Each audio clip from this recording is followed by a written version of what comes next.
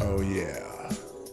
So I know you can't see me, but you will in a minute. Because I just want to sit back and listen to the groove. Oh yeah. Good morning and welcome to the show. That was a funky groove. Good morning, guys. We're here, and it's open mic day. I'm gonna turn this down just a little bit. Hopefully, this works. Just a second, because I think I'm gonna leave the music on for a little bit today on this open mic Friday, unless I get the people jumping in. I hope you're ready for the weekend. Oh, yeah. Oh.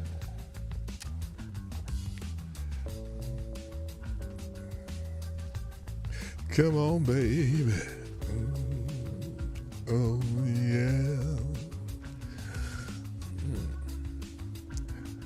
Come on, baby. Yeah, sorry. Someone mentioned Barry White, and I just went into a Barry White groove. Anyway, it's Friday. It's Open Mic Friday. The link is at the top of the chat. It'll pop through the chat every once in a while, and it'll also, well, whatever. You can find it. If you really want to find it, you can find it. Today, I want to talk about the president's first year. I do have a couple articles that aren't necessarily completely related to that, but it's Open Mic Friday. It's Funky Friday. Let's have some fun. But, of course, before we do, I got to play the intro. So, Johnny, play the intro.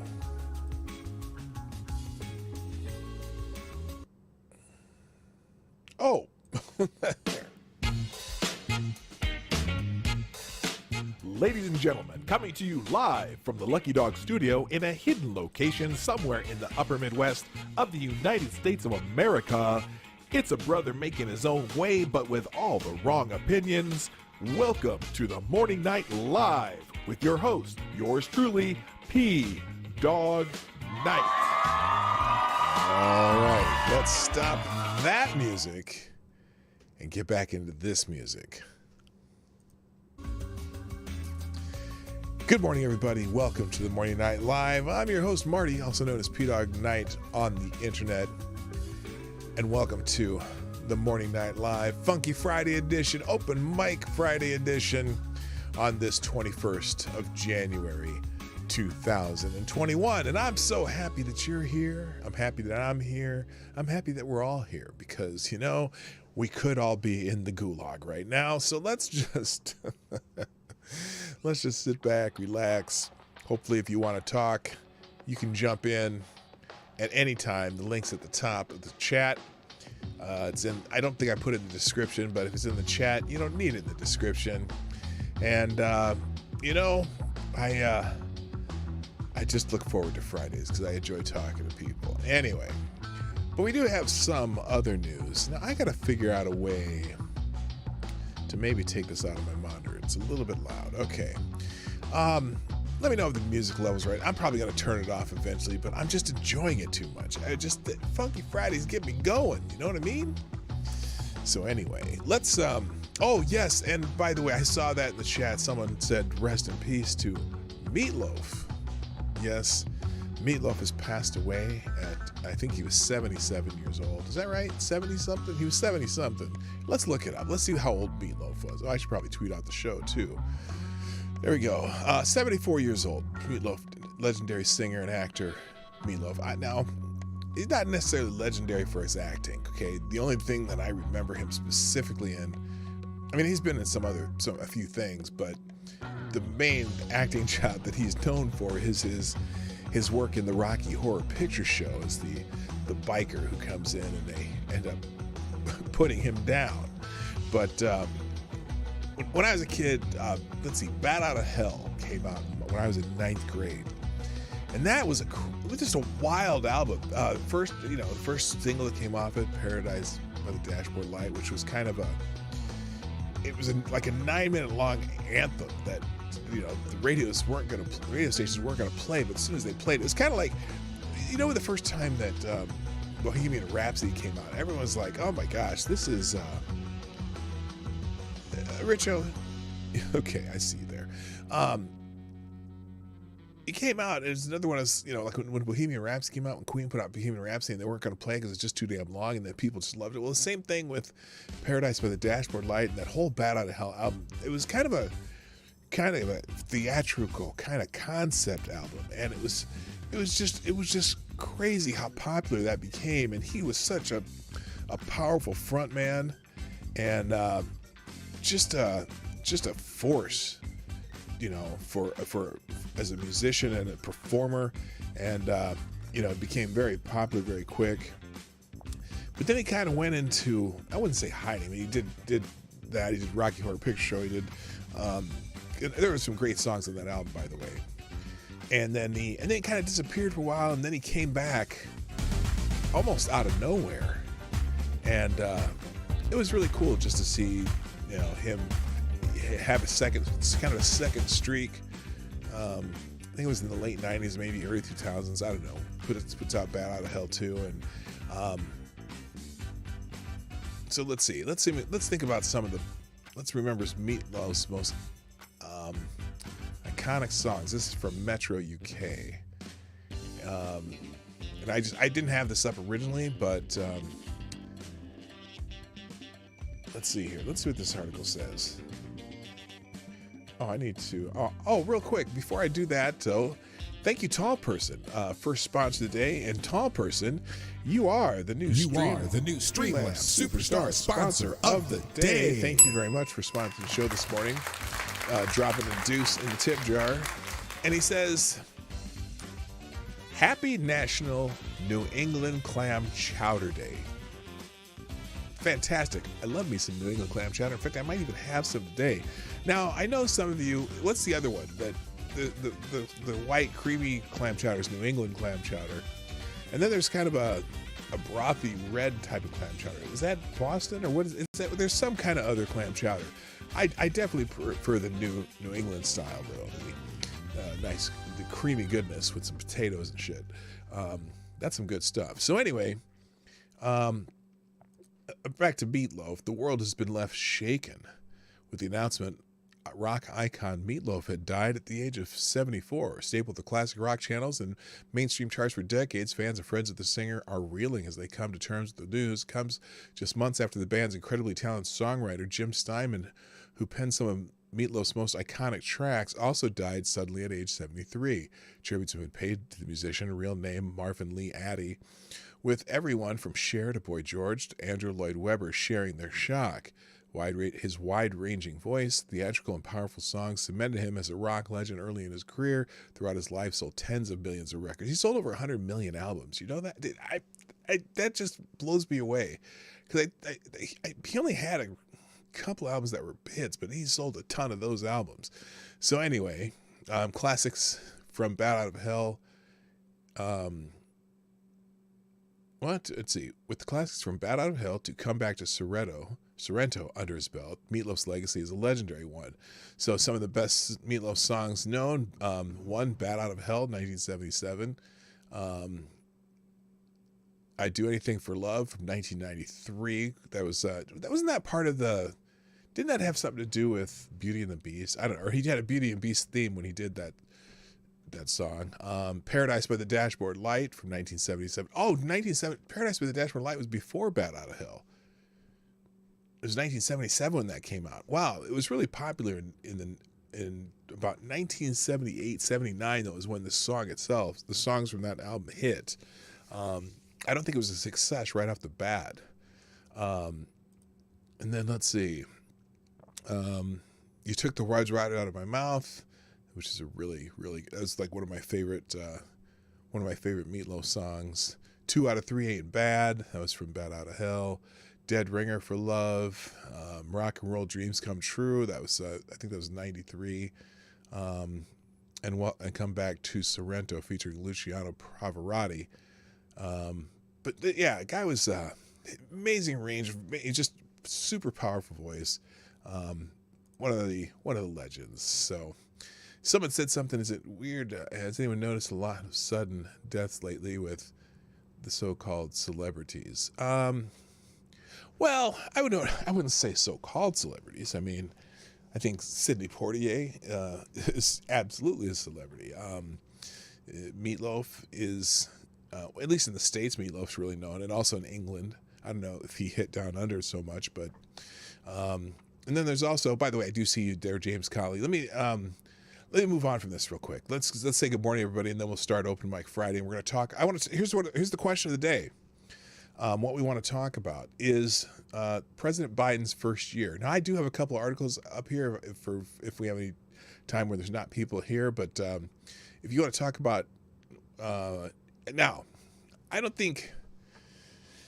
How do I want to put this?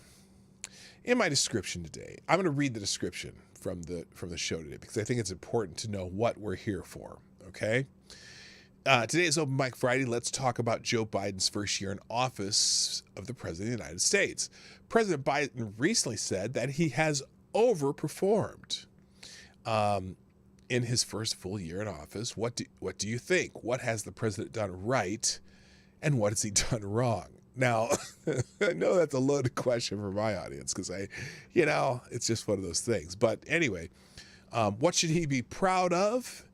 And what should he hang his head in shame for? Although, just to be fair, Joe Biden has no shame. So anyway, well, that's the question of the day. That's what we're talking about on Open Mic Friday. The link is at the top of the chat. Speaking of the chat, let's say good morning to everyone in the chat. No, I'm having this stupid mouse problem. There we go. First in the chat today is I guess the music went off. Hang on, I think I'm gonna leave the music off now that I have guests. That's weird. Or am I? Yeah, I'm going to leave the music off. All right. Let's say hi to everyone in the chat. First in the chat today was Tyre Alexander, who gets the bell. Thank you, sir, for being here. And you definitely hit first today. Also, good morning, Avocados Diablo, the Devil's Advocate. Select a boy. Yeah, Mike Savage. Boy. Lark. Also, good morning, Somnambule Nation. Thank you for tweeting out the show as you always do. Also, good morning, too. Let's see. I'm sorry. I'm going to scroll here to find out who's here. So far it's just you four. Attack Pack is in the house. My favorite Canadian Jaeger pony's here. Good morning. Also, good morning to Jesse Leon. Tall Person, thank you for sponsoring the show already this morning. Jonathan Peterson, what's happening? Furry Kitten, what's up? Also, good morning, DI Freighter Watcher. I see. I got a lot of. Richo, my friend from Down Under's in the house. Good morning, Richo. I think Richo might have had a beer or two. Is that true, Richo? Someone said you might have had a beer or two. I don't know. It happens once in a while. It could happen. Also, good morning, Furry Kitten. What's up? Let's see. I saw somebody. I could have sworn I saw that simian creature in the chat. Did I see? Oh, there he is, Ranting Monkey. Paradise was on the Bat Out of Hell Mountain. Yeah, no, I knew that, and I mistakenly said Bat Out of Hell came out in 1979. It actually came out in 1977. That's what I kind of screwed up there. Also, good morning to Black Hebrew Israelite. That's right. And also, did I say Jesse Leon? I think I did. And James Colley. Speaking of James Colley, on this wonderful Open Mic Friday, guess who the first person is on Open Mic Friday? It's none other than Mr. James Colley. What's happening, James? Oh, not a lot. How are you? I'm very good. I'm well. Thank you. So, as you know, today on our open mic, and I have a feeling, I got a feeling that you might have some opinions about President Joseph Rahim Biden's first year. So that's why I'm so glad to see you in the chat. What's on your mind today, sir? Me have opinions. Oh, no, never, ever. Never have an opinion. Oh, well, I've got plenty of them. No, Let's sure. start with Afghanistan. Oh my goodness. Okay, so that okay, would that be under the category of hang your head in shame? Oh yeah. I mean, hell, his whole first year should be hung in shame. But let's start with the biggies. Uh, Afghanistan. Okay. That was a bust. Am I Okay. too loud? No, you're fine. I no. Okay, good. Because I'm on my mic now. I got my home set up and all that. Oh, sweet. Yeah. But yeah. If Um, you're gonna pull out Afghanistan nationals before you pull out United States citizens. yeah.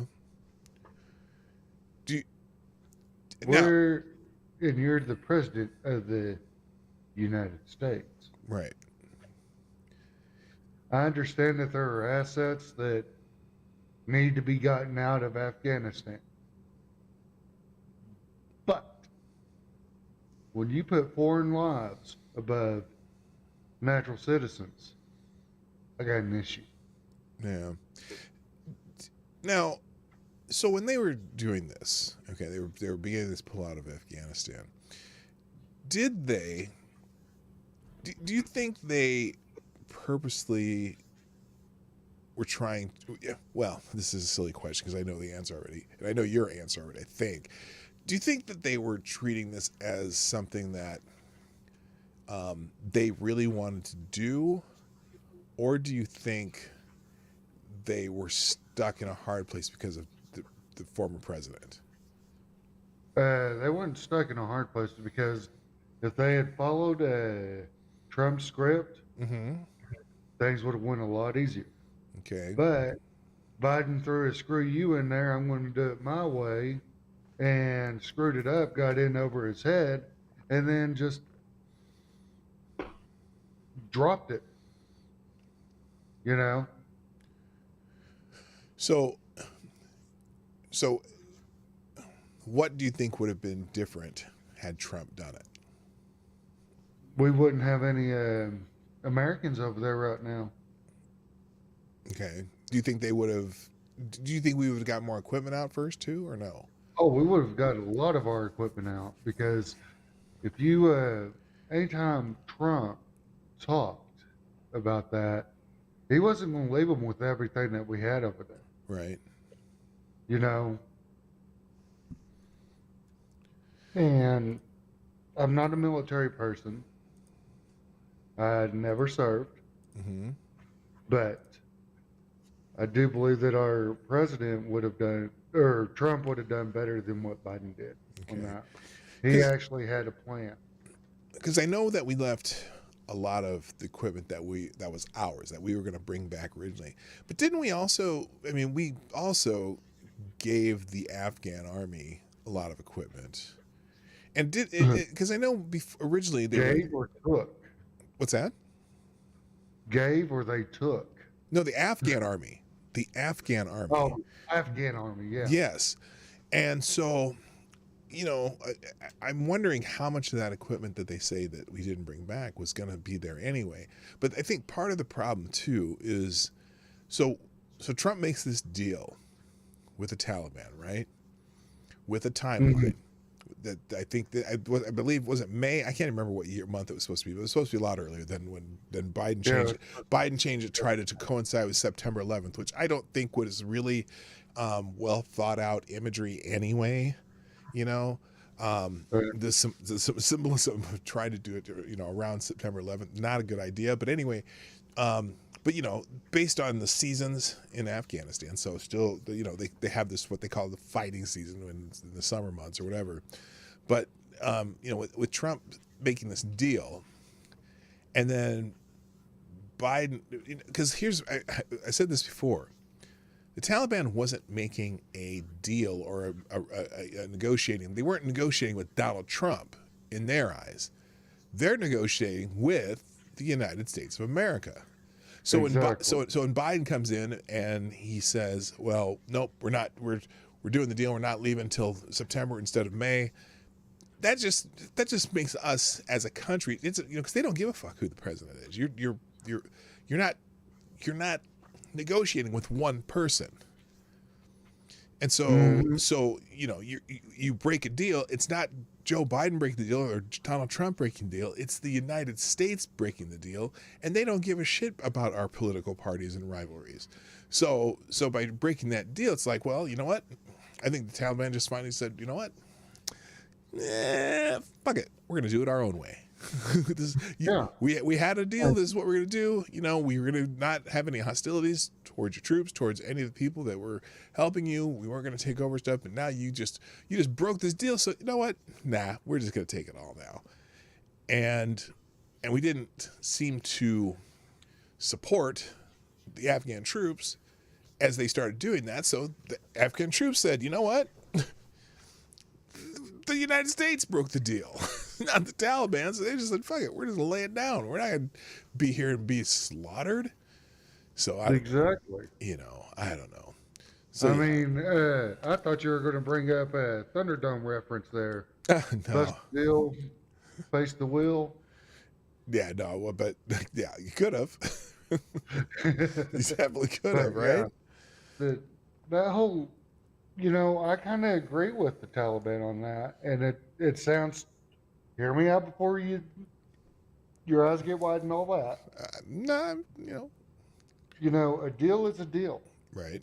It, and as someone with Native American blood in my veins, we know a little bit about busted deals from the government. Right. You know what I mean? Yeah. It's not. Let's say that. Yeah. Not some of our agreements have been. Um, let's just say fudged a little bit sometimes, Yeah. if to say the But least. and the thing of it, like I said, Biden, he had he had Trump's playbook and said, "Fuck that, we ain't doing it."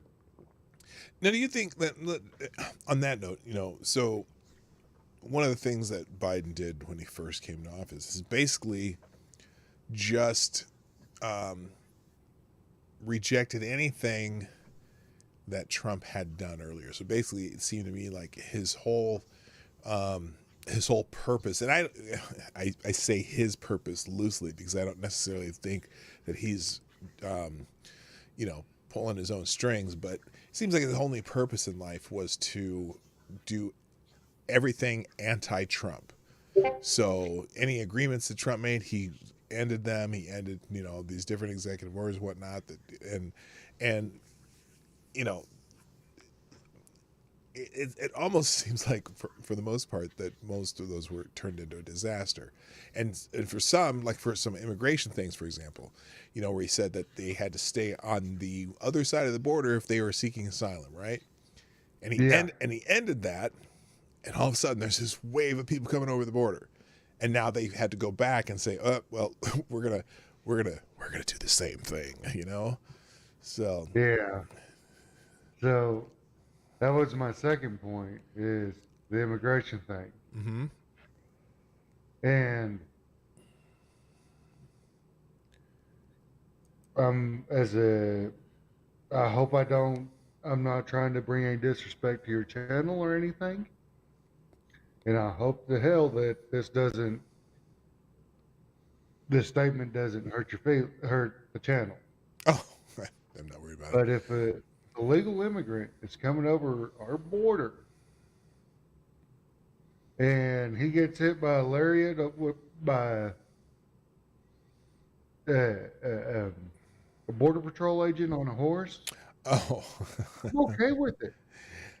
I found some humor in the fact that that how that was blown out of proportion. Oh, they were whipping, they were whipping immigrants coming in. It's like no, they weren't. Yeah.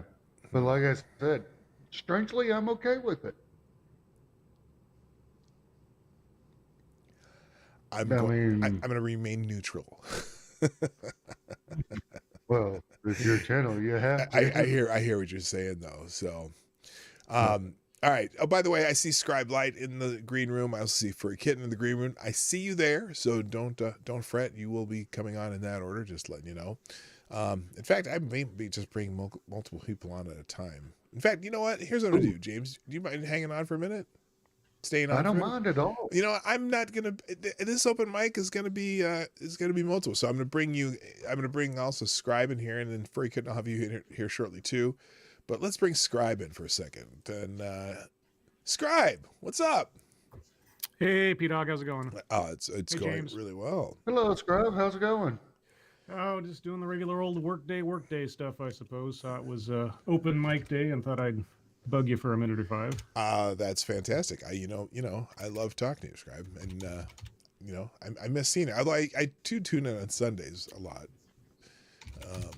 Yeah, I still got my regular routines going. I've had sort of a, how do I call it, a winter creative slump the last couple of months. Just I think it's the holidays and other things, and hopefully I'll start doing some more scripted stuff in the near future as well, along with the regular live streams. Sure. So our topic today is the I use the triumphs and failures of the Biden administration. I don't think he had very many triumphs. You know what? I want to come so- up with one though. I want to see if there are any. Go ahead, Scribe. Well, I was just going to say is that the first thing that has to be remembered here is the bridging both the end of the Trump administration and the beginning of the Biden administration is something that neither of them had any control over.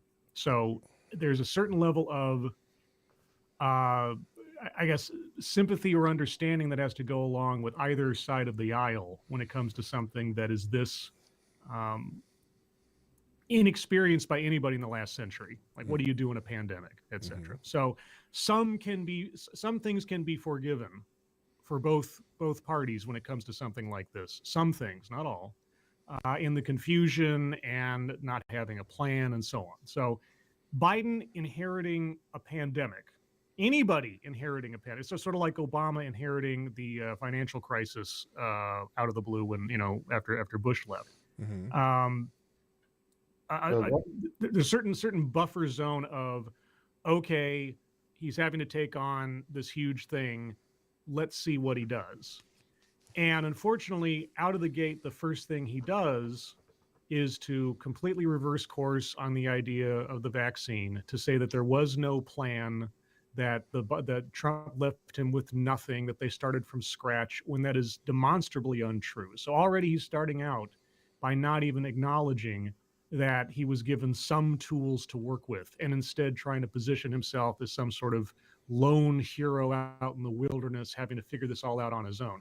It was either both to diminish Trump and or give himself an excuse as cover for anything that's screwed up in the beginning. And that wasn't a good look. It wasn't very presidential, and it also was an abject lie. I mean, obviously he didn't have everything that someone would want to have, but he didn't have nothing. And even Fauci came out and contradicted him on that in the beginning. So his first opening salvo at the biggest problem that he had in front of him, which again, I didn't vote for Biden or anything else, but anybody coming into that chair, I would have a certain level of sympathy for. He already told us that he's not dealing with us straight.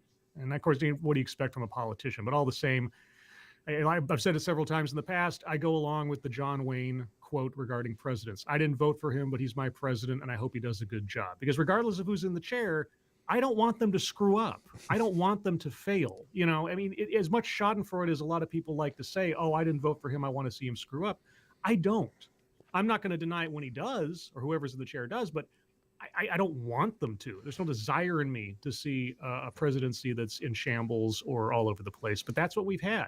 We've had a guy who came in and seemingly didn't know what he was doing, despite a year's worth of experience from the other side, denying anything from the Trump administration except for Fauci, it seems.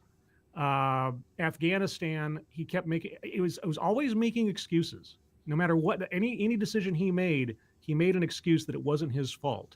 Like, Trump set the deadline and we couldn't do it. Like, bull pucky. You surpassed he said his deadline is, what it was, like June or something, and you would pass that into August or September. There was nothing holding you to that. That wasn't a law. That was just a declaration that you had every ability to go against, and you did. And then when you pull out all of a sudden in a bass-backwards fashion, oh, well, we were set up by the previous administration. No, you weren't. If you were, then you are completely incompetent and impotent. which I don't believe that you are with the powers of the presidency, but that's what his excuse was. Inflation, the economy's gone completely haywire. Now, you can chalk some of that up to the pandemic. Sure, that's fine. But that's not all of it. And constantly leaning on the pandemic for all your decisions and excuses isn't going to fly forever. It might fly in the media and a lot of the, the true believers. Mm-hmm. But the ultimate result is shelves are empty. People have lost their jobs. The big corporations flourished while the mom and pops died. Now, that's not Biden's fault. That was happening under Trump too, but that was allowed to continue. And then you got, broken promises. Now, I wasn't a big fan at all of the whole student loan forgiveness thing, but he made that promise. Right. And people are holding him to it, and he won't do it. The filibuster. I mean, I could go on forever about this stuff, but it's example after example of either not fulfilling the promises he made, falling short on his declarations of being a unifier when he can't even get a consensus vote on anything. Mm-hmm. And, two people out of his party defect and he can't woo them over to his side and everything breaks. Mm-hmm. It's, yeah. Oh, and don't get me started on Kamala Harris. That's just a whole other. Anyway, there's my soliloquy. Well, that's a good list. Hey, so, I'm going to bring Free Kitten in the stream too also, but I'm going to ask you something. And Free Kitten, I got you on here also. So good morning to you, sir. So the first thing you started with too, let's just go back to the first thing though, because I think one of the problems with his dealing with the pandemic, by taking that stance that they had nothing, right? Mm-hmm. When you have the exact same team basically with Fauci, right. I mean, you're still dealing, it's the same CDC, it's the same National Institute of Health, it's the same Dr. Anthony Fauci, and that unnecessary making it a Trump versus him issue, a partisan issue, that was the politicization of it. Now, granted, it was politicized from the very beginning because at first when Trump was describing this and the Democrats were out there and, Nancy Pelosi's in Chinatown saying we're all safe and come on down and whatnot. But that politicizing it probably has a big effect on why right now there seems to be a political divide in who has vaccine hesitancy even. It's even though it's not all that, but just everything about that set the tone for everything else they do, and everything's been so hyper partisan, since he started. If you watched the press conference yesterday or 2 days ago, half his answers were, well, Republicans did this. Well, this is something, he goes back to Trump because he has no other answers. So, okay. Free Kitten. Howdy. Hey, how are you? I'm fine. So, what are your thoughts? Well, my thoughts are across the Atlantic, so they're a little bit different. Personally, I find watching your entire politics just an absolute fucking hilarious shit show. I'm surprised that you're not actually selling it as pay-per-view for comedy.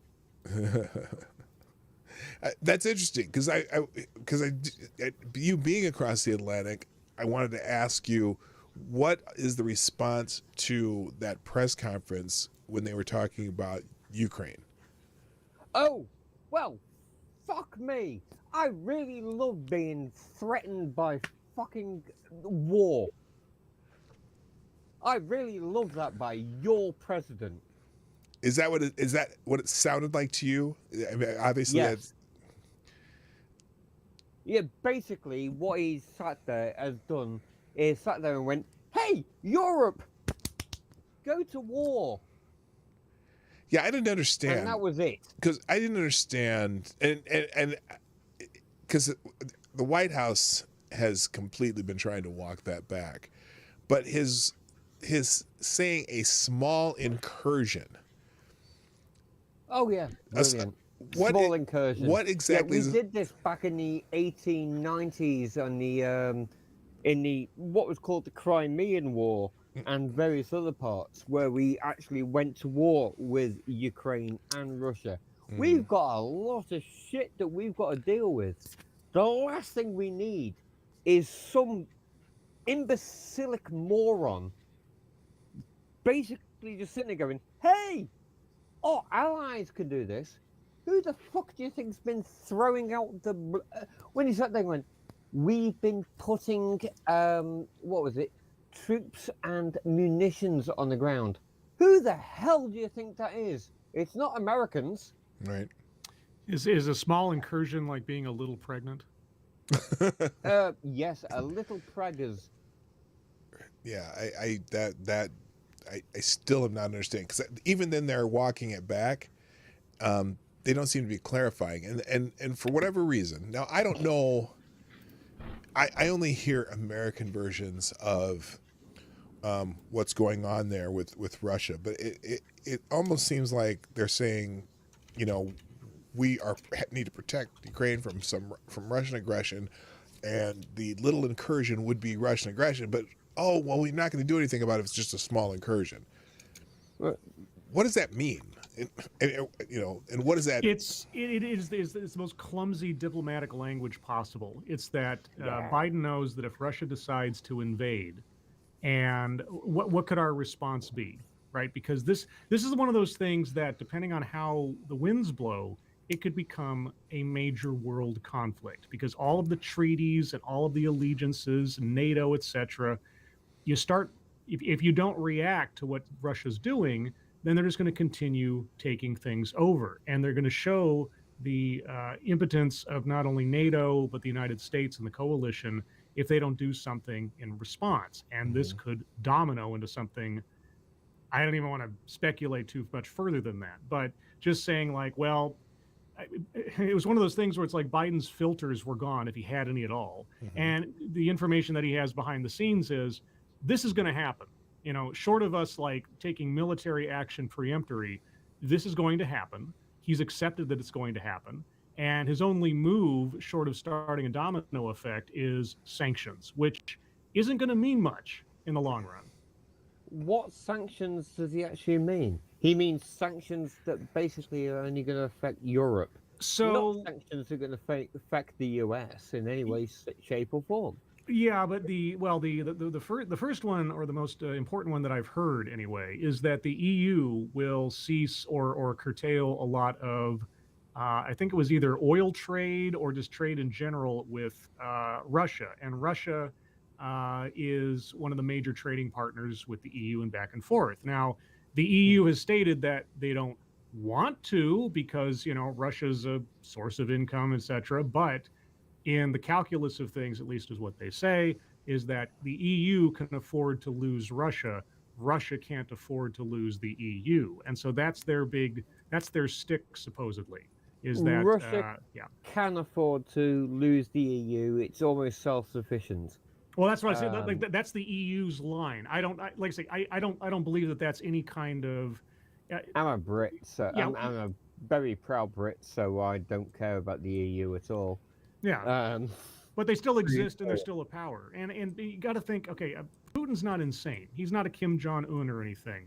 He's had to have thought about the contingencies here. And unless he's just using the threat of an invasion to leverage incentives not to, it's sort of like paying farmers not to grow corn or something, right?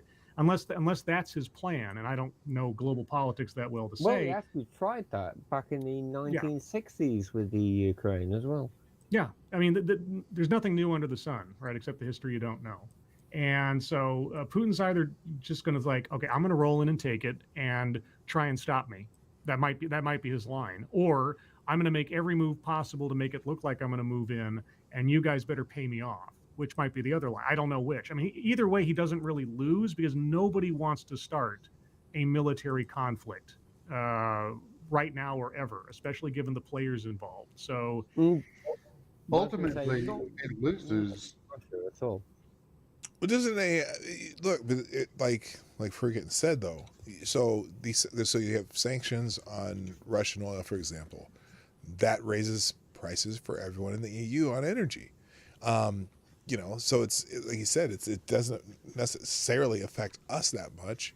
I had another question and I forgot what it was. But oh shoot, I don't even remember. Well, it will affect us Okay. because if oil prices go up for the EU, They go up then, for everybody, right? Yeah, then their cost for exporting and importing goods goes up, and then we have to pay that. I mean, it's not an isolated incident. Whatever they decide to do because they're such big players. If this was like, Liechtenstein or something, nobody would care. But this is, whatever else they are, Russia is still a major economic player, and so is the EU. And you start messing around with that sort of symbiosis, everybody's going to be affected by it. Yeah, never dick around with the UK and the EU. Do you think perhaps that Trump's bravado is what kept that situation at bay during his term? Because it wasn't like they weren't showing signs of wanting to have some issue, have some little cross-border games with Ukraine then. Do you think that actually his style, his bravado, stopped that? No. I think if anything, his incompetence did, because Putin could tell that this was not going to last, and he could use the cover of Trump's relative unfamiliarity with politics and the spectacle that he was to just do his stuff behind the scenes and not have to worry too much about it. Because what was Trump going to do? Trump didn't want to start any wars. Mm-hmm. He wasn't he's a game show host. He wasn't a guy who was getting ready to start launching missiles and things. And thankfully, I mean, for all it was, we didn't have any new wars begun under Trump. Right. I don't think Trump would have had the. For as much as his ego is, I don't think he likes the idea of having to start conflicts on a global scale. I think there's still a part of me that believes he never thought he would become president. And so the amount of power and influence that he effectively would have on the globe is something that I think, and again, this is just me spitballing, I think it still intimidated him up to day of and throughout his presidency. And I think that's what kept him relatively conservative in as far as taking actual action on the world stage, unless it was absolutely necessary. And so Putin, I think, could see this in Trump, that Trump was not going to make any big moves because he wasn't an experienced politician. He didn't have anything but words insofar as his positions and no legislative action or any record beforehand. So I think Putin just said, okay, well, these 4 years are a wash as far as me having to worry about a whole lot. So I can just stay underground. They think that I'm the enemy. And now sort of the Democrats almost started taking Putin's side halfway through Trump's administration. Remember that? Where they realized almost like praising Putin or something, as though he were a hero because he was going to trounce Trump. Like, that's a good thing? Well, at the same time, they were saying he was their puppet too, though. So Trump knew his audience. For all his faults, he knows Trump over here as basically an independent and somebody to absolutely, to be honest, screw up American politics, and that seems to be what he's done. Well, see, back when y'all were going through the Brexit and all that, wasn't it Trump that handed out an olive branch, says, hey, look, we'll open up trade with y'all? Oh, Trump did that one, but the biggest thing that actually caused the biggest thing in Brexit was actually Obama sitting there going, you can go to the back of the queue and you will do nothing. And I have never seen anything literally he's going to set y'all on the polarized politics more than anything than Obama sitting there going, we are going to fuck you up if you will not do this. If you will not... Pardon my French. No, it's okay. I didn't know that was French. It sounded like Lithuanian, but anyway. Actually, no, it's actually German. But getting back to the Russia thing. Oh, okay. What y'all don't seem to understand is Putin invades the Ukraine. He's got all that farmland now. He doesn't need the EU. And all you're going to do is slap some economic sanctions on his ass? Well, he's not going to Yeah, have any time to right. use the farmland. That's the thing. If he We're not invades, going to yeah. put any economic sanctions on them anyway. The US is going to do that. I don't know how the US is going to put sanctions on them anyway, because the logistics situation is ridiculous. I mean, you're completely and utterly isolated. But on the European thing, the breadbasket Europe is the Ukraine and Poland. Mhm. Well, and I'm just going to say that I am parroting stuff that I'd heard from Jack Cochran and Ranting Monkey on their morning show, Monkey in the Morning. And it does make a lot of sense. I mean, you sanction him, and he's still got what he wants. Oh He's no, got the Soviet Union back together, and he can sustain his country. Russia is self-sufficient. So yeah, so what are you sanctioning? You know, although like I said, like they do depend on oil exports to some degree, but but yeah, if they would be completely self-sufficient if they overrun Ukraine again, if they start forming another union, so to speak. What are you going to sanction them for? Oh yeah, Putin can just wait it out, and that's the thing. Like you say, they're self-sufficient. He can like I say with the Trump thing, Putin just kept behind the scenes and let the sideshow play out. And now all the politicians on the left side of the aisle over here did Putin all the favors in the world by making every headline about Trump and impeachment and everything else, and all the international stuff just kind of took a back seat. And yeah, Putin can invade, and if nothing happens, if nothing physical happens, he can just invade, take over, sit, wait it out, and yeah, like Dawg said, he's got what he wanted. He gets a unified Russia again, and or at least what he imagines it to be, and then he waits and see, well, what are you going to do about it, kind of thing. And I don't know. I mean, and unfortunately, Biden intimated this in his little press conference where he sort of like flippantly talked about, well, I mean, if you started a nuclear war, like, I don't know if that's the specter you want to be, reviving. No, he's not going to do that, because the UK's actual defense policy is to the complete and utter destruction of the Russian state. Well, yeah, but I mean, yeah, but 192 thermonuclear warheads will completely and utterly fuck up the country.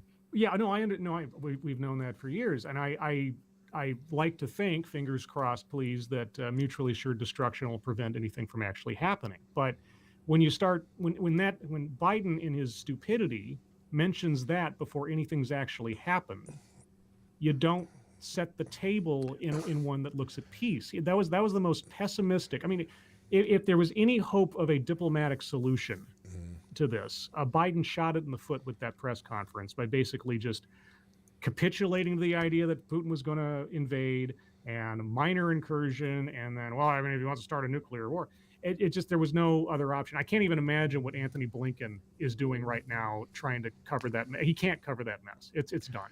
But it's done. I've got Cold War PTSD, and I felt better under Reagan than I do under Biden. So what it seems like our consensus here is that President Biden's claim that he is repairing our relationships in non-American places on the European and Asian continents might be overstated. Oh, just a little shitting, pissing bit. Overstating. The last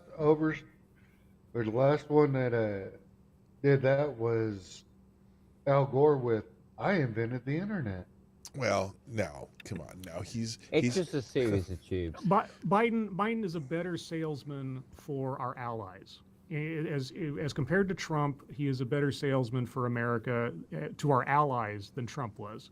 But insofar as it comes to our enemies, he's just old hat. I mean, there's effectively functionally no difference between Biden and Obama. So you look at the relationship between Putin and Obama's administration, he already knows the playbook, because Biden basically ran on the coattails of his former boss, and he's kept a lot of the same people. Bombed as many people yet. the last push that Putin put into towards the Ukraine, Obama overlooked. And you also got to follow Biden's money through barista and all that. You can say And that it's all also Hunter's bought money, but the big clearances. man's got his cut, and he's going to look the other way when it comes to anything happening in the Ukraine. Say what you said again, Freakin'. I missed that. I was just wondering about, just art sales and things like that. I mean, there's only about £500 million worth of artwork. Oh, for the Sun. Yeah, buying influence with the president through some bad art isn't the same as it's all nonsense. The whole Biden's connection to Ukraine, he'd have more of an incentive to protect Ukraine. I just don't think he's got. I don't think anybody. The thing is, nobody wants there to be a military conflict. I'm not sure that a lot of people in the world beyond the Eastern Bloc understand the importance or the potential consequences of Russia taking over Showing your Ukraine. age there, Scribe. I know. What can I do? Oh, by Eastern Bloc? Yeah. saying Eastern Bloc. Yeah, I know. Sorry, don't know what to tell you. It's like Right. my age, but this... if they let if they let Putin do this, what is to stop? The argument is, what is to stop him from continuing onward and taking over more territory and doing more things? Yeah, exactly. That's it. And nobody wants to start a military conflict with Russia because of the Cold War looming sort of idea that all of us, a lot of people in Biden's generation and the people running the country, some want to return to that. Some are Cold Warriors that liked that kind of thing, but I don't think most of us want to stomach that possibility again. I did 2 nuclear tests, and believe me, I do not want to go back to the Cold War. No, and anybody with any right mind doesn't want to. But you have some very sentimental folks out there that remember the good old days of the dynamics of having two superpowers. And so, But then again, are any of them named Cheney? Of that generation, and he does enjoy it. That's the way he wants it. That's why he's going back after the Ukraine. Oh yeah, Putin wants the old time religion of Russia back again. Yeah, exactly. And he's wanted that. I mean, and he's basically been it because he's effectively a czar in everything but name. So, Anyway, I gotta go. I gotta go do work stuff. So thanks for having me on, P-Dawg. All right, Scribe. Thanks for jumping in. Nice talking to you guys. Scribe. That's finally interacting with you, Scribe. It was a pleasure.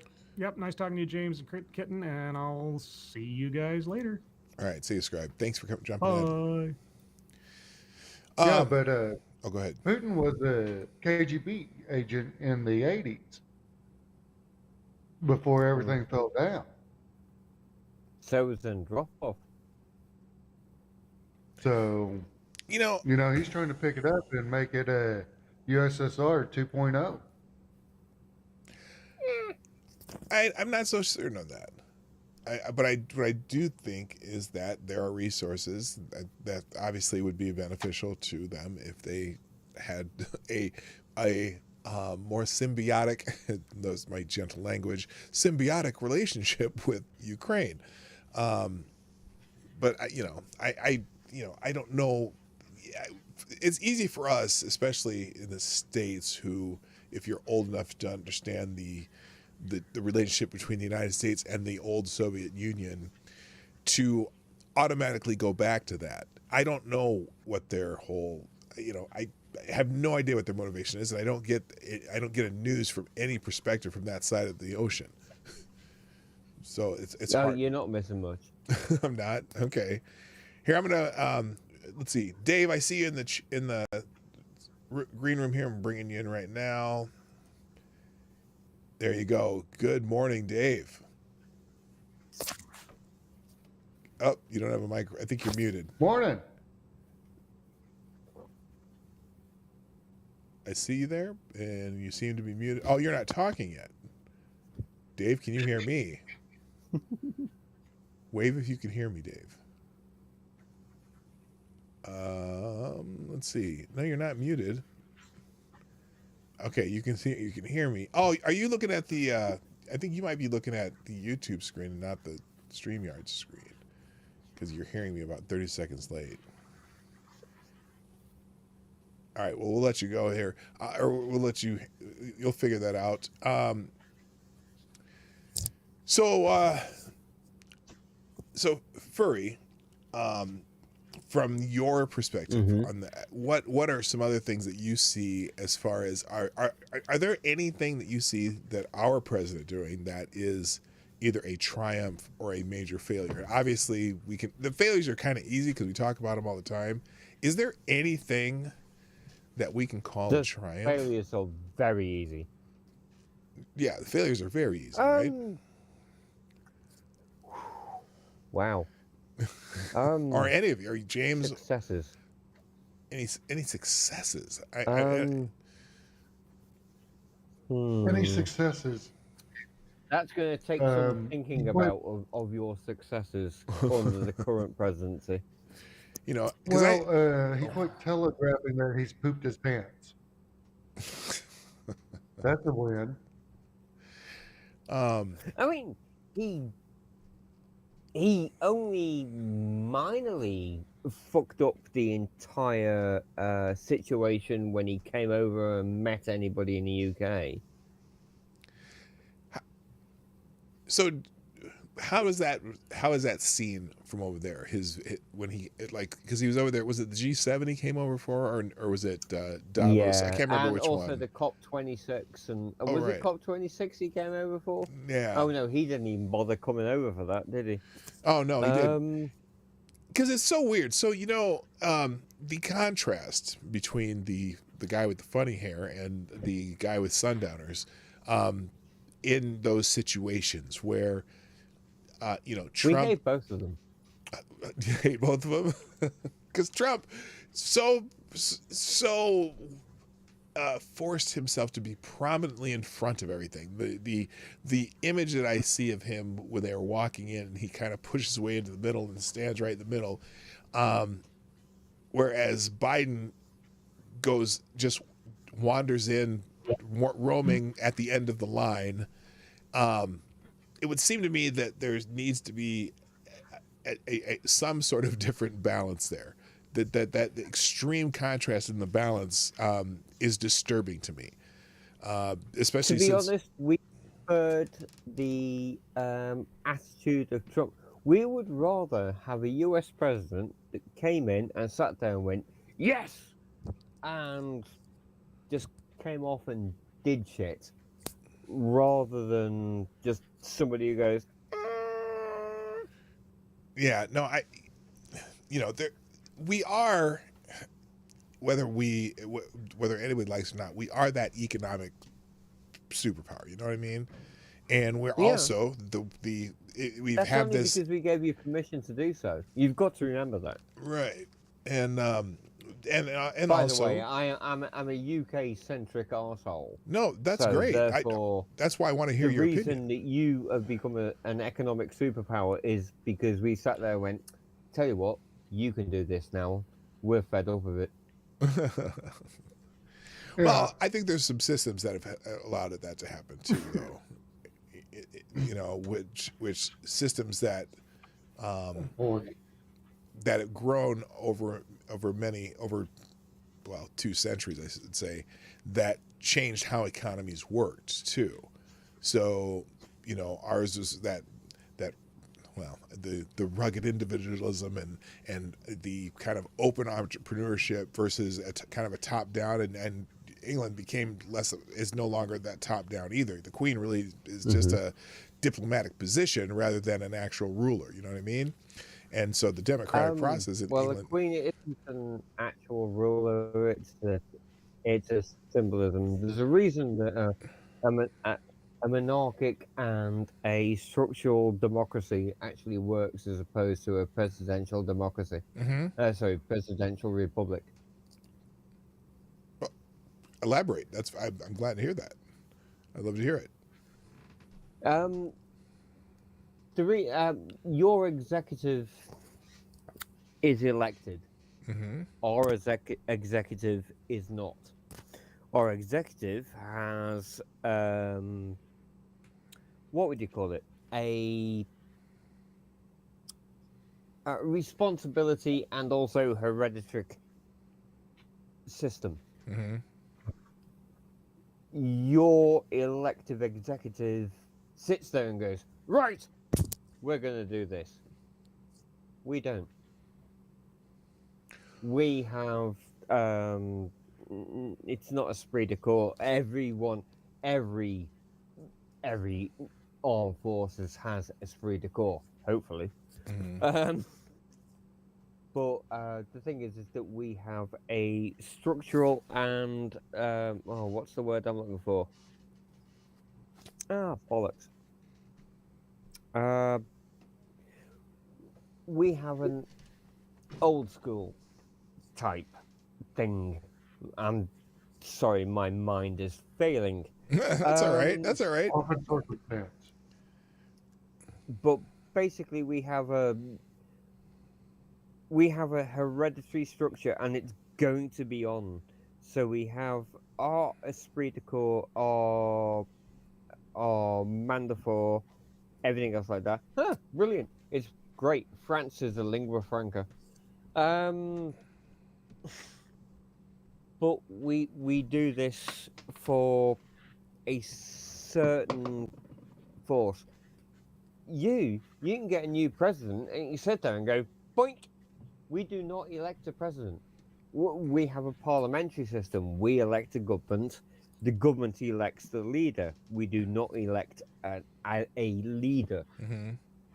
It's, Well, let me interrupt you for a second, though. Completely different system, so it's very hard to try and mix it up. It's like every time I hear about colonials going on about fucking, you've got a queen, and it's like, yeah, and what she is she's the head of state with limited power and things like that. It's, I mean, that's anyway, real quick. So that's that, and that seems to be one of the major differences, right? So our head of state and our head of government are the same person, and versus the head of state there versus the head of government are kind of separated. But the other part of it too, and the reason that I get nervous about how things are going is, unfortunately, we've been giving that the head of government here, in theory, is not supposed to have much power, even as they've given the presidency. No, he should be an executor. Right. So, and that may be part of the what's beginning to cause our failures, as far as I'm concerned. Because I think the decentralizing our government the way it was supposed to be is what has been a success. An entire federal system. Ultimately, sorry. I missed the end of that sentence. Furry. Pardon? I missed the end of your sentence there. Oh, so you seem to have gone over to an entire federal rule as opposed to what I believe you should be, which is a state or a what would you call it? Basically a local rule. Right. You should all be over to that. The federal system should be just literal for defensive systems and primary systems. Exactly. That's exactly what I believe. I think that the I say all the time, because people complain about the way our electoral system works, and we're not a democracy. We're 50 democracies. We're 50 democracies that are a coalition for certain things that you need that coalition for. But I think that I think exactly the local should be far more important than the federal. Dave, can you say something real quick? State rule more than anything, and I'm saying that even from this side of the country, or this side of the Atlantic, and I think you should all be state ruled. Yeah. You should not be federal ruled. This is the entire reason that Britain wanted to get out of the EU. Dave, I still can't hear you. You know what? I'm gonna have Dave. It's like, I can't hear you. I'm gonna have you back out, and try to pop back in. Yeah, Dave, you're not talking at all, mate. I'm not getting any of your microphone, Dave. So I'm gonna kick you and then jump back into the green room real quick. In the meantime, I'm gonna bring in Richo. And so real quick, Richo. Hello, Richo. How you doing, man? Hello, Peter. I promise you, I'm on my best behavior tonight. I promise you. Okay, that's good. That's good. So we're getting different perspectives on the presidency of Joseph Rahim Biden, and I'd love to hear the international perspective. Hi, From, Richard. You got somebody Oh my from the God. Antipodeans. You got a sheep shag over you. so Furry Kitten Anyway, and James Colley. Yeah, I'm going to try and be nice tonight. Actually, for once in a while, I'm going to try and be nice. Yes, Joe Biden is the biggest mistake I've seen a couple of presidents in I'm only 40, but I've seen Biden, Trump, Bush, what's his name? Who's the one before Bush? The one with, where his wife kills everyone. Oh, Bill What's her name? Clinton, that's the one. Yeah, Clinton, where a wife kills everyone. Yep. And before that, it was also George Bush's dad, wasn't it? It was Bush Senior. Yes. That's the one. Yeah, I can never get his name right, but it's Bush Senior. Yeah.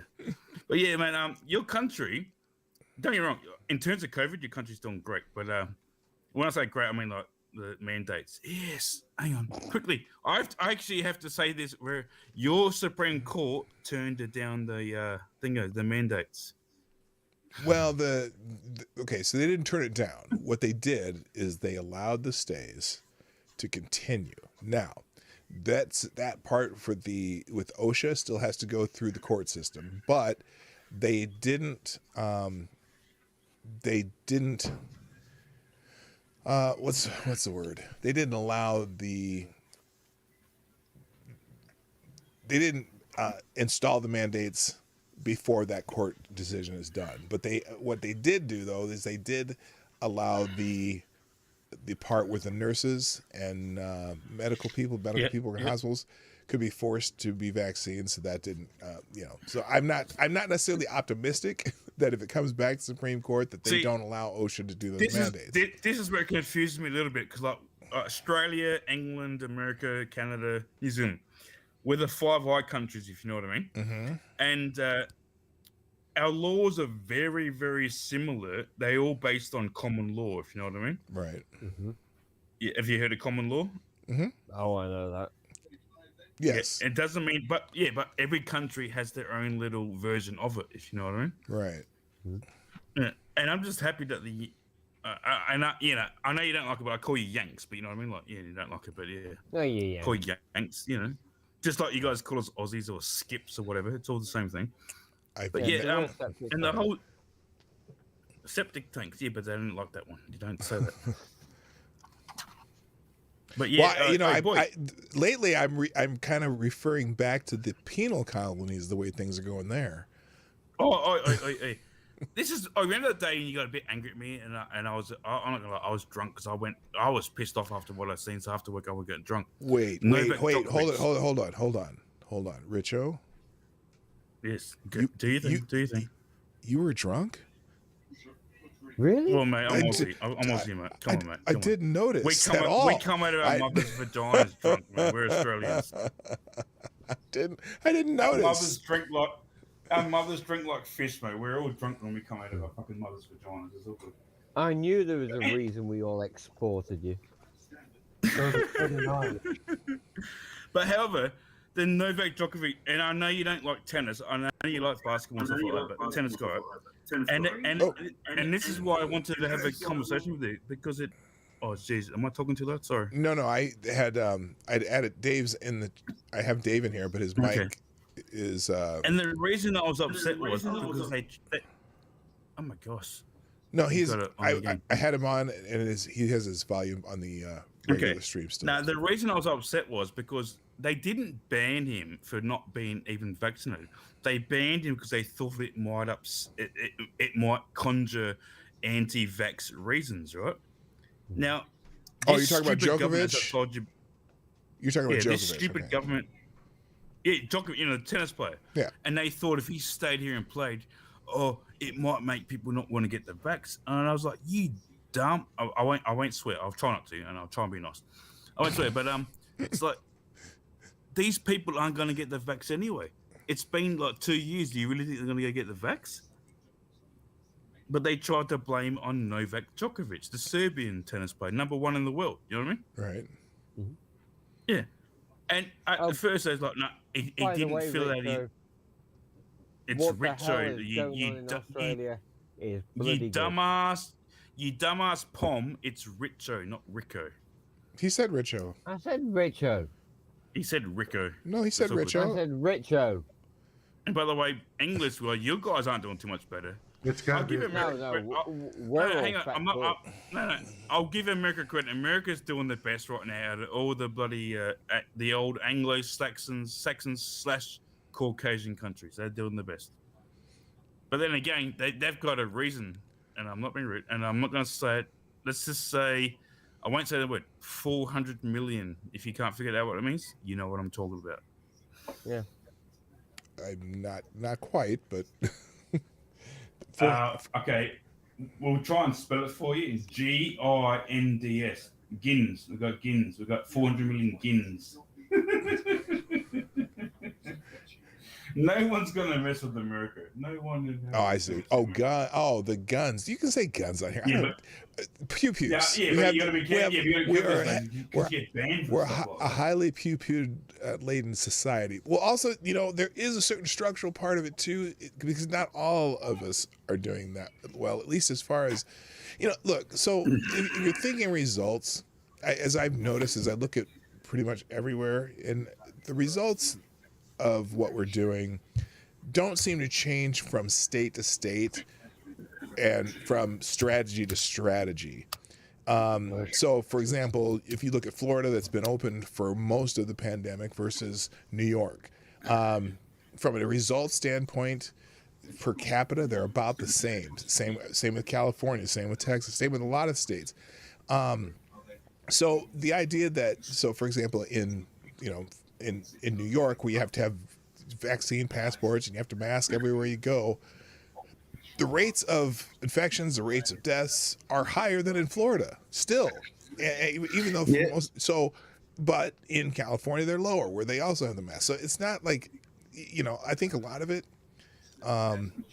one, they exaggerate might have a lot to do with latitude.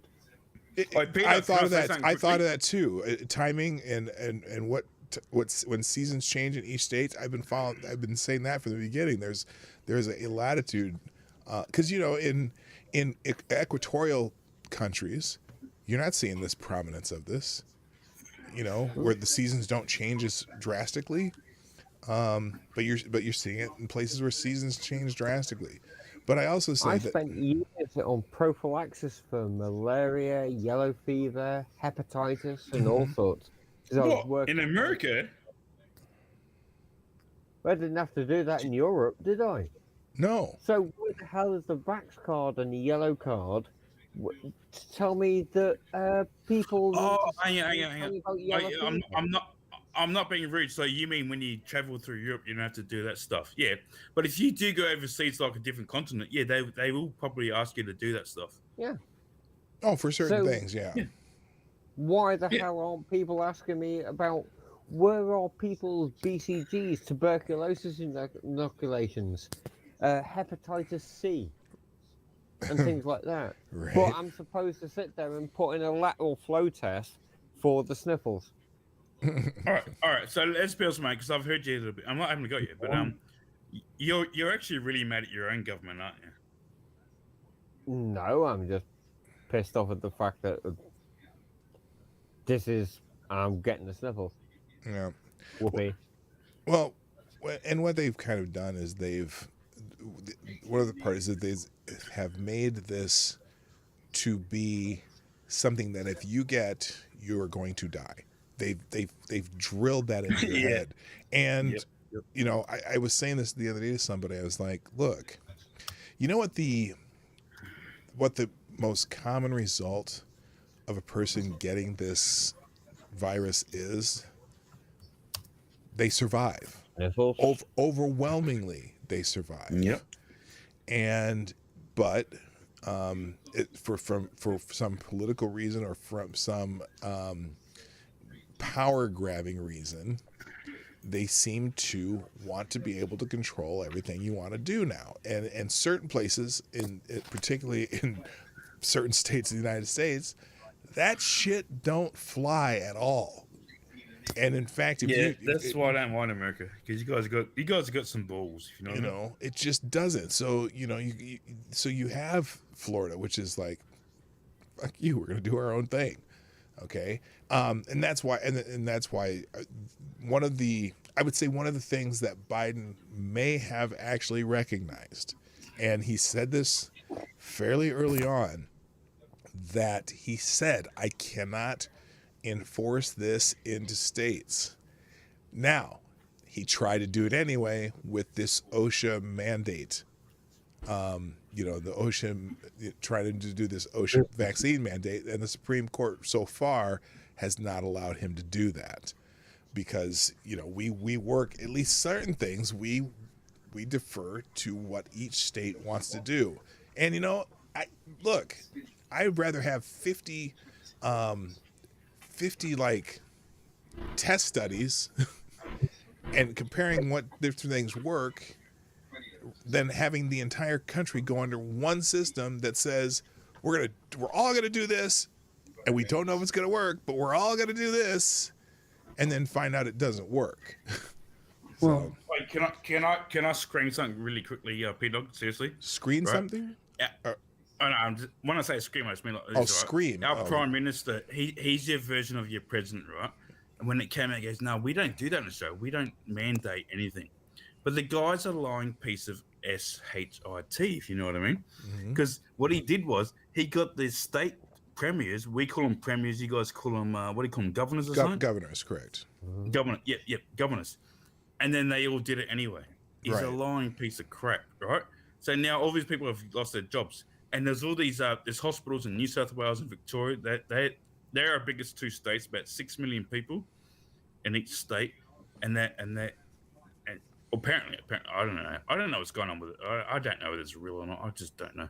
Anyway, everyone's like, well, why don't you bring back the healthy ones that are unvaccinated, but you sack them? Or we can't do that. However, what we will do is we'll bring back the actually jabbed people that are actually infected, and we'll bring them back to the hospitals and stuff. Well, that's what they did.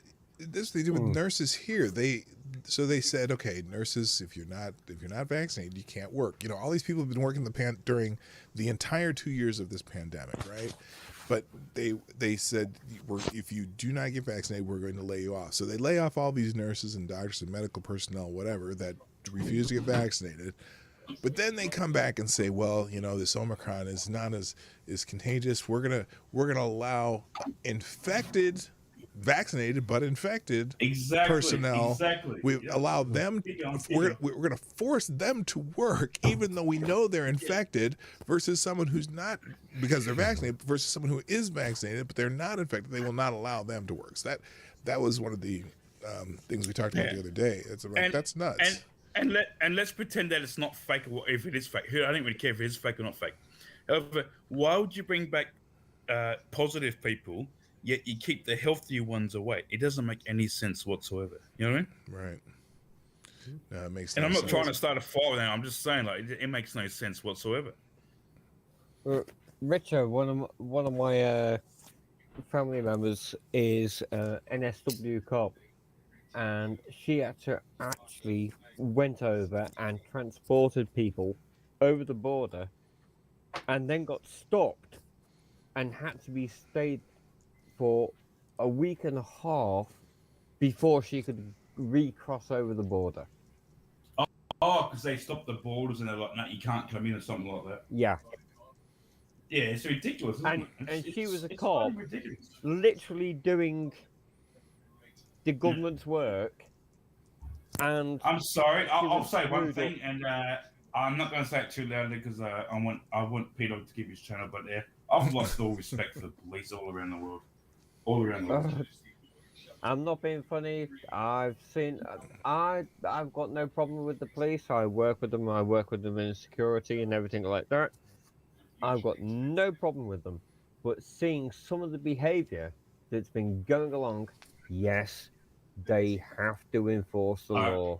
And like I They said, I'm have not to trying. do I'm this. not trying to get P-Dawg in trouble. But you see that old guy last year in Australia beat the crap out of a 70-year-old woman. He's a cop. So yeah, sorry, mate. I've lost all respect for you all. Yep. See you Well, later. That's it. It's like screw the entire lot of you. Yeah, a lot of them are doing what the government is telling them to do, and a lot of them are doing it out of this fear tactic. I Yeah, guarantee a lot of them. interviews Like, a lot of these individuals that come down to that they're afraid of getting infected because that narrative has been drilled and drilled and drilled into their heads by people like Biden that's putting out too much misinformation and fear tactics versus your older veterans that are doing it because, okay, it's just something else that our government says we have to do, and you got to do what you know what I mean? This is what we signed up for, is to enforce. James, I'm not gonna say too much because I said, but you're James Colley, correct? Yes. Yeah, yes, and I also think a lot of them do it because they want their paycheck, because they want to feed their families as well. Yeah, and that's where you get the divide on those too.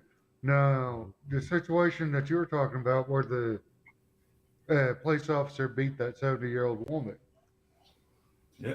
that would probably, in my opinion, of the two examples that I gave, that guy did it out of fear of being infected, and he just went overzealous. I have the power, and you will do as I say.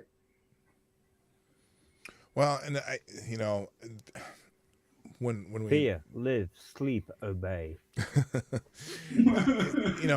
have a hard time. Sorry, pretty much though, isn't it? Pretty much. Sorry, Peter. Sorry. Oh no, that's okay. Just when police enforce a law that's not a law, here you can't. I've been fascinated by how a lot of these the you say that in most of these places I'm sorry, just a second here. I don't know how loud that comes off to you guys, but it comes off really loud to me. No, so, fine. real quick, let me thank Ty real quick. Ty Alexander, with the donation, who says gone to work at an airport for the entire he's gone to work at an airport for the entire pandemic nonstop. Several of my coworkers have had the plague, and I was around them. I used public transportation to get around my city. Either I had it and not known, or immune to it, or asymptomatic. But he's still a pure blood. Well, good for you. I gotta jump in. Sorry, I gotta jump in. Tear blood. Pure blood for life, motherfucker. Pure blood for life. Yeah, I've been I'm tweeting. never getting that. I'm sorry, but I'm never getting that. PB. Sorry, Peter. He interrupted me. It's that half-second delay. I'm sorry, Peter. Oh no, that's okay. I was just putting. Yeah, I'm in that same boat. I take transportation to work. For the first year and a half, I was working in a hospital with the. And what about you, Peter? Because you actually caught it. So how's your taste and everything going these days? Hey up again, Dave. Hey, what's up, mate? How are you? Dave. Oh, Jesus Christ, we got voice. You have a voice. My testicles are extended today.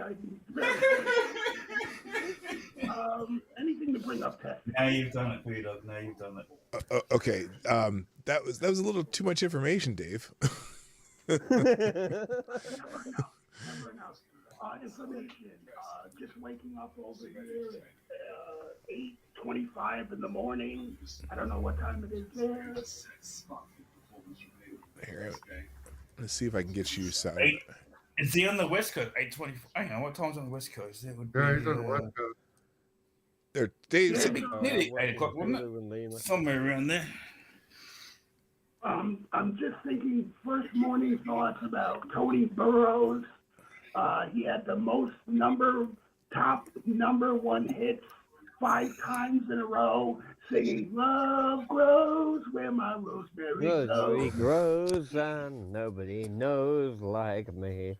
That was a great song. And beach baby, give me your hand. And the funny part is, like, I'm the Aussie that's meant to be drunk right now, and you guys are making more ruckus than I am. So anyway, as far as I still I still have limited taste. I can taste certain things, smell certain things, but it's very limited. But you know, I have limited taste, but that's only because I'm a Brit.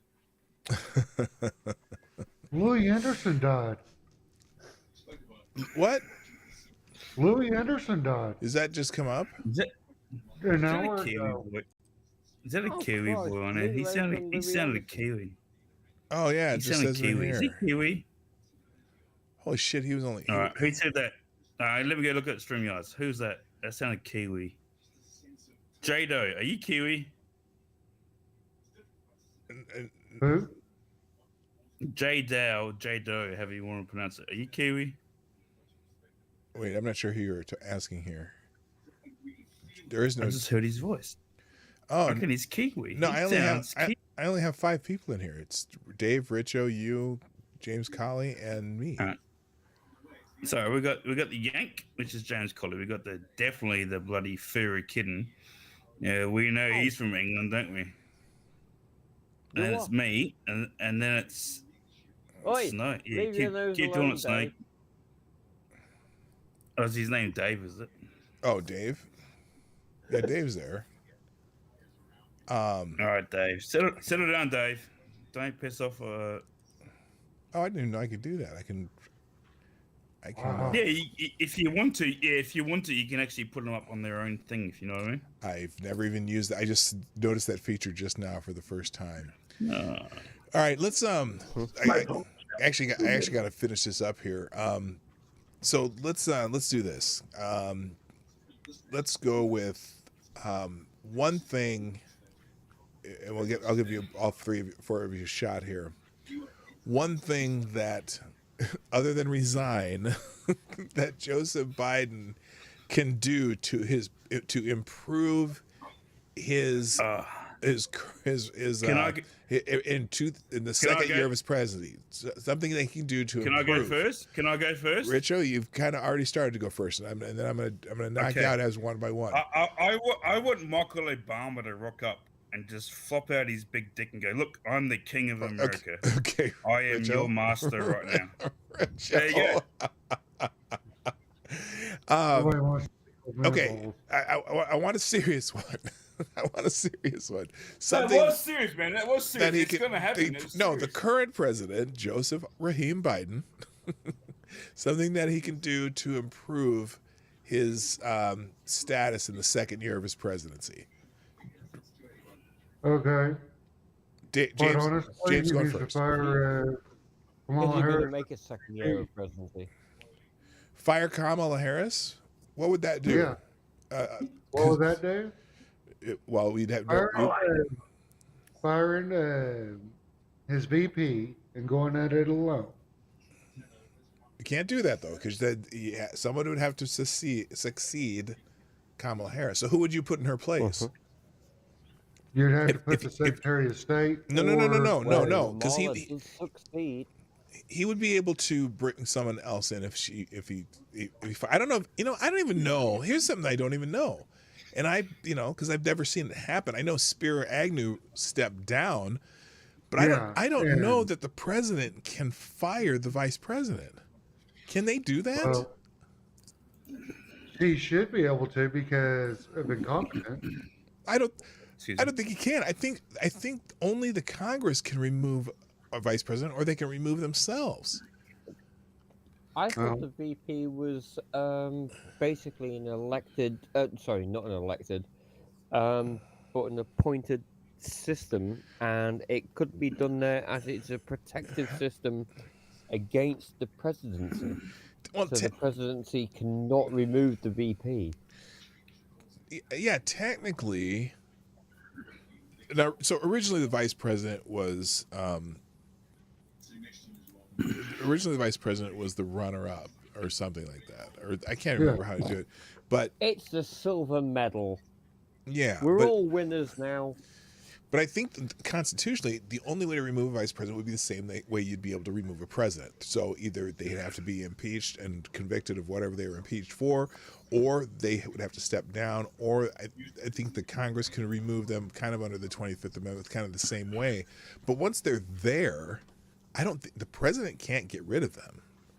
They No, they're stuck I with think it. that's Honestly thought that he I could think that's because actually a specific rule that the president cannot remove the VP. Right. So I'm not sure, but okay, let's say okay, but James, who do Democrats have in the bullpen that they could replace her No one. with? who could they replace it with? That He would could be go outside of party lines credible. at that point to improve relations. You know, I mean, I say get a Republican in as his VP. That way, it shows that he is willing to cross the aisle to work together and get a couple of his ideas together. well, you know, they floated the crazy idea of him getting rid of Harris for the second run and having Liz Cheney. Okay, now Tulsi Gabbard. Cheney's still a Democrat. they have Tulsi nothing Gabbard. in common. Now, look, I personally, I think Tulsi Gabbard's the only Plus, sane she's Democrat there is. But her problem is, she's She's a Bernie bro. Oh, well, yeah, but all, No. Deep down, these guys want to fuck Tulsi Gabbard. They just haven't got the balls to do it. I wouldn't have balls to fuck Tulsi Gabbard. you know, I don't think you do, to be honest. We've all Oh seen no, her I never said that last. But okay. Tulsi Gabbard more hungry. Anyway, keep going. Wait, hang on. Sorry, Peter. Keep going. Here, let Dave say something. It's a little bit hard to hear Dave. Dave, say what you got. Tulsi Gabbard has a bigger penis than we all do, so give him some respect. Okay.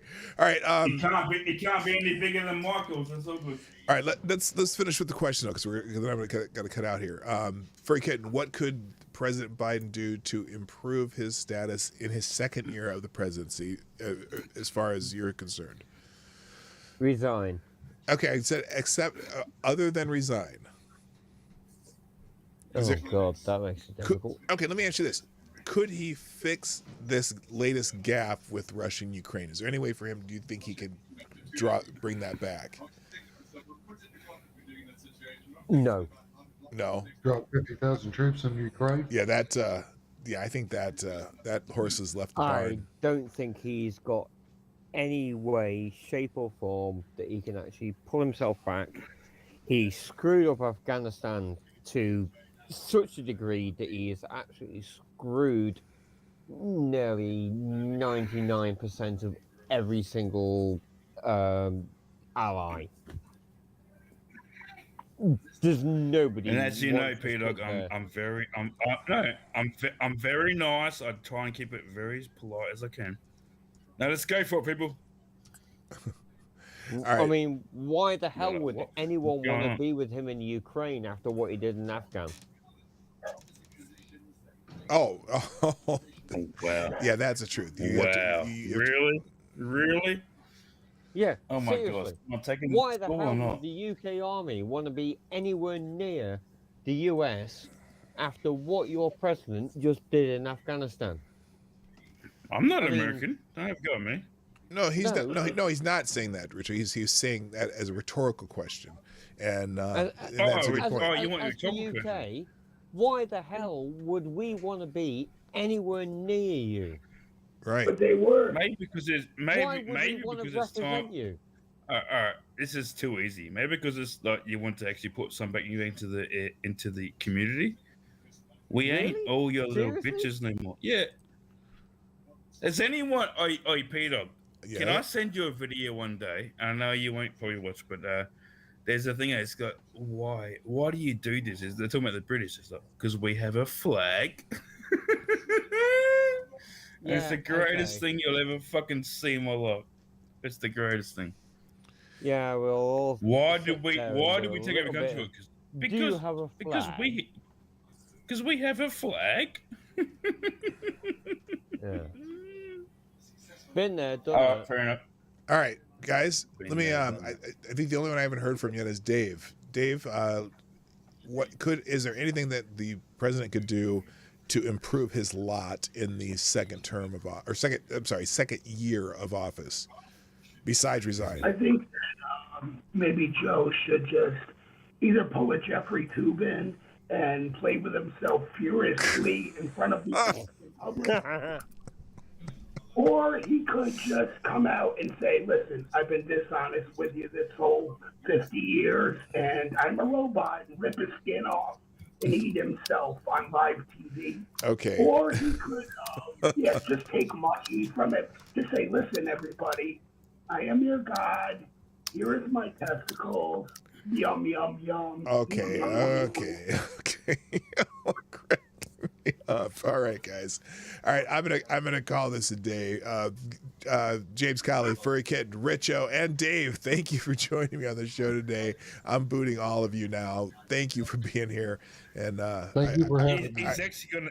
No. The scary thing is he's actually gonna boot us. That's the scary thing. Well, no, because I got to close down the show. So I'm gonna say my last words and after I boot you. So, but thank you so much. I Wow. appreciate you so Wow. much for coming on. So, you all have a wonderful day. We love you, P-Dawg. We fucking love you. All right, fellas, thank you so much.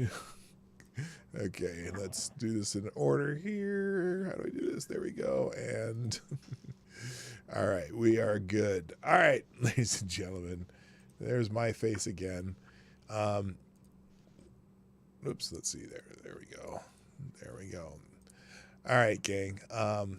This has been an interesting show, but we've had a lot of different opinions. I appreciate hearing opinions from other countries, though, because we get so caught up in our own stuff here in this hemisphere. I know I say that as people from the United States and from Canada, because we kind of, even though we're not one country, we tend to follow all our news from one place and not necessarily have the European perspective or Australian or wherever it is. So I enjoy that. So that was a lot of fun. So anyway, as you know, we are here Monday through Friday, 10 o'clock Eastern, 9 o'clock Central. And if you haven't already shared the stream, share the stream, even though it's post-stream. I appreciate that. Hit the like button before you go. Also, I am going to be doing a trail stop stream tomorrow with myself, Lady Boomer, and our son, G's, in the town. So he's going to join us and maybe a couple of his friends. And I want to get a perspective, not necessarily on politics, but just on things in the world. By the way, I didn't mention Tyre. That last Tyre, I didn't mention that You are the new Streamlabs Superstar sponsor of the day. I just realized that you are the new Streamlabs sponsor of the day. Thank you, Tyre Alexander Tallpurse, for sponsoring the show today. If you want to sponsor the show, you can do that through PDawgKnight.live, Streamlabs, or YouTube SuperChats, or Venmo, Cashapp down below. But the show is always free. I just appreciate the occasional tip in the tip jar. So you all have I appreciate you guys who are able to do that. If you're unable to do that, that's fine. I don't require it. So, but anyway, thanks for our guests today, and including Scribe. I didn't say thanks to Scribe. All you guys, greatly appreciate you jumping on. But that's it for me today. Trail stop stream. I'll set it up, and we'll see you tomorrow, roughly noon Eastern time is usually when we start. We usually go from noon to 3 East Coast time. So that's it for today, people. I gotta go. I might do some random other stuff this weekend too and put it on the internet. So just watch for that. You guys have a great day. PB4L, yes, Pure Bud for life. Thank you. I gotta go. My name's Dawg Knight, and I'm out of here. Bye-bye.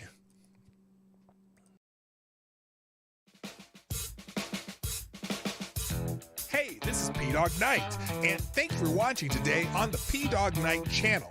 If you have an observation or remark you'd like to make about this video or my channel, I absolutely welcome you to write it in the comment section down below. I really look forward to hearing from you.